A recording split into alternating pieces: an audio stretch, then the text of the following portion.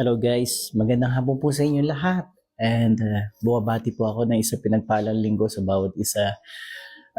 Actually, yung live ko po kahapon, dapat yun lang po yung for this weekend. But just right now po, there is a sudden urge. There's a sudden urge, a sudden force that is telling me to make a live broadcast this afternoon. Alam ko, gusto ni Lord na may kausapin ng bawat isa sa inyo sa ngayon. And I request, kung hindi man para sa iyo itong message na to, I pray and I request na sana po i-share nyo dun sa kaibigan nyo, kakilala nyo, or kamag-anak nyo na nangangailangan sa ngayon. Mga kapatid, gusto ko pong i-share sa inyo sa ngayon is about healing. Again, ilang beses na po natin pinag-usapan dito yung healing, but I think this afternoon, there's a force, and definitely it is a force of the Lord Jesus Christ. It's the Lord Jesus Christ that is pushing me to bring this into a live broadcast. Yes, kung napapakinggan mo to, and kailangan mo, it is for you.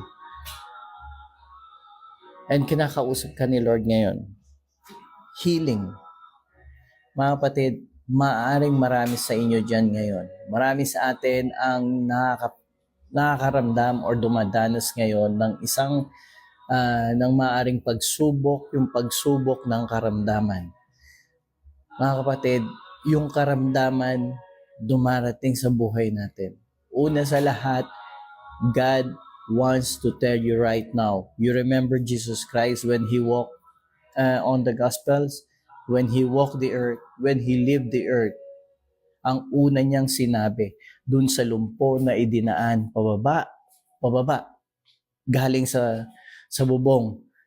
Ang unang sinabi ng ating Panginoon dun sa lumpo na yon, dun sa may karamdaman na yon, ang una niyang sinabi at una niyang sinasabi sa iyo ngayon, "My child, your sins are forgiven."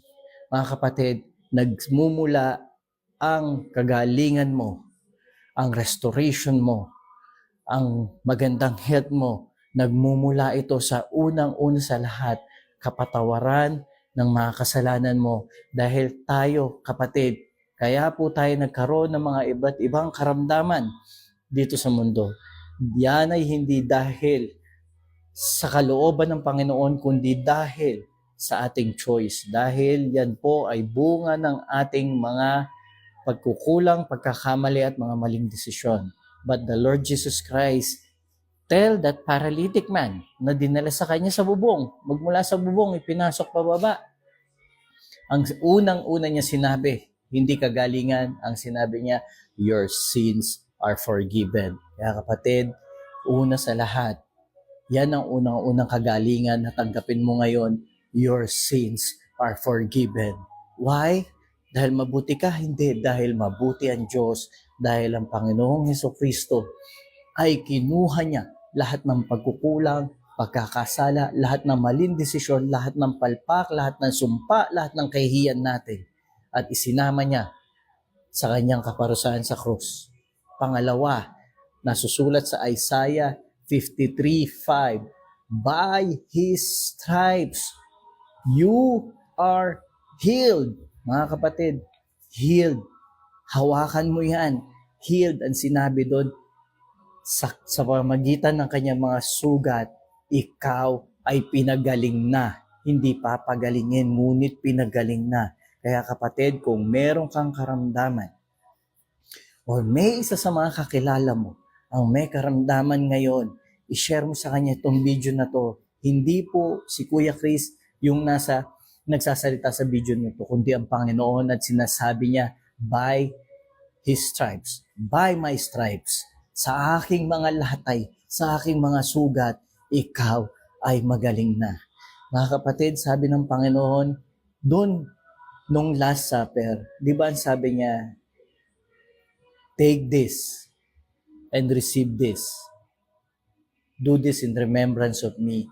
this is my body that is broken for you. Mga kapatid, yung katawan niya nawasak para ang katawan natin mabuo. Para kung ano man yung karamdaman na meron ka, ay inaalis niya ngayon sa kanyang pag-ibig, pagmamahal, sa kanyang kapangyarihan at sa tinapos na gawa, sa kanyang tinapos na gawa sa krus ng Kalbaryo. Hindi nagkalasog-lasog ang katawan ng ating Panginoon para lang sa wala. Nagkalasog-lasog yung katawan niya sa kaparusahan para ikaw, ako, tayong lahat ay maging buo. Hindi lamang spiritual. Tandaan mo kapatid, hindi lamang spiritual yan. Sa ngayon, kailangan mo ng physical na healing in the name of Jesus Christ. I command that sickness na nasa iyo to be destroyed and to be bound and cast away from you, and the total restoration, the health, the goodness, the love, the righteousness, and forgiveness of Jesus Christ be upon you.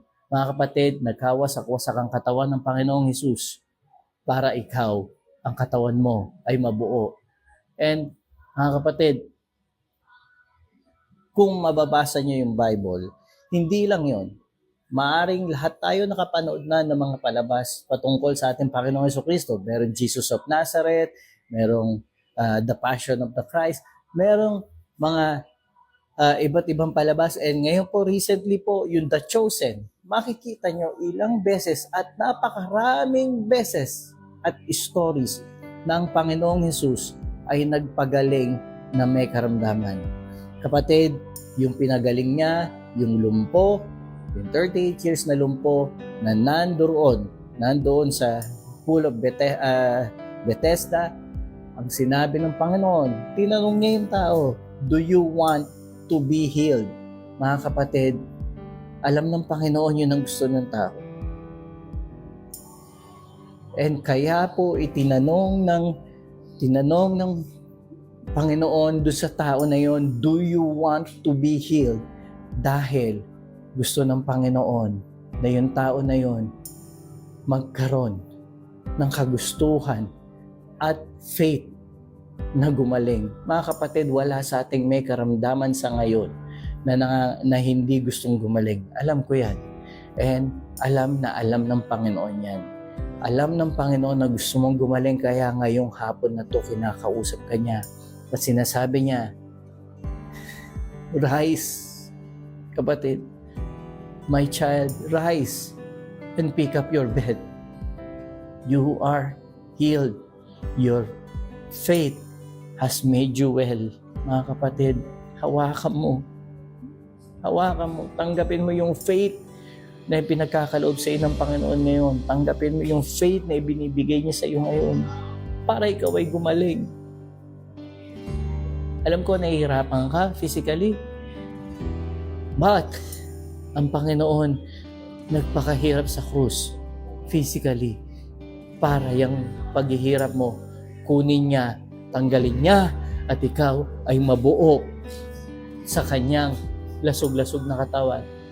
Pinagpalit niya lahat ng meron siya para lahat ng kabuuan niya, lahat ng kagandahan niya, lahat ng mabubuti sa kanya ay mapa sa iyo. Mga kapatid, yung meketong lumapit sa Panginoon, sabi niya sa Panginoon, Panginoon, if you are willing, my Lord, if you are willing, you can heal me.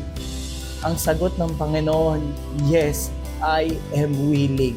Mga kapatid, yung nararamdaman mo ngayon, hindi ang kalooban ng Diyos at ayaw niya yan. Kaya maraming siyang taong pinagaling nung naglakad siya sa mundo dahil ang gusto ng Panginoon sa atin maging maayos tayo at malusog, masigla at lumakad na wala ng kasalanan dahil sa kanyang mga tinapos na gawa. Kapatid, naririnig mo to ngayon or maaaring meron kang kakilala o kamag-anak mahal sa buhay na kailangan ito ngayon.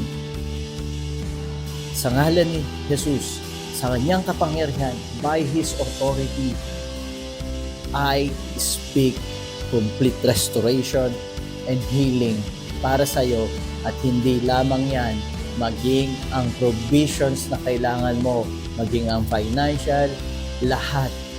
Makakakita ka ng himala dahil sa Panginoong Hesus at sa kanyang tinapos na gawa at sa kanyang kalooban at sa kanyang kagustuhan. Mga kapatid, pick up your bed. Rise and pick up your bed. Walk. Yung biyaya ng Panginoon ang umaabot sa iyo ngayon. Ang Panginoon ang lumakad papunta doon sa lugar ng mga may karamdaman. Ganun din ang Panginoon ang siyang pumupunta sa iyo ngayon at kumakatagpo sa iyo. At again, ang una niyang sinabi, your sins are forgiven. Second, you are healed. Rise and pick up your bed. Kapatid, congrats. Dahil magaling ka na sa pamagitan ng ating Panginoon Hesus sa kanyang biyaya, sa kanyang kapangyarihan, sa kanyang pag-ibig sa iyo, sa kanyang mga tinapos na gawa sa krus ng Kalbaryo. Kapatid, or sino man sa inyo na palagay nyo kailangan nito, I will put the link below, yung YouTube link, para po ma-share nyo kung sino man yung nangangailangan nito. Mga kapatid, hindi po si Kuya Chris ang sinishare ninyo. Sino ba naman ako? Wala naman nakakakilala sa akin. Pero it doesn't matter kung sino man po yung nagsabi na ang mahalaga, ang Panginoong Hesus ang siyang dakila at siyang gustong kumatagpo doon sa mga may karamdaman sa ngayon. Pinagaling ka na ng ating Panginoon at mahal na mahal ka ng ating Panginoon. Yun lamang po gusto ko i-share. Maraming po salamat sa inyo lahat. Pag tayo ay na kay Kristo, tayo ay pinaburan at pinagpala na. Pag tayo ay na kay Kristo, tayo ay tinatawag na harito, blessed and highly favored. Maraming salamat sa inyo lahat. See you again next time.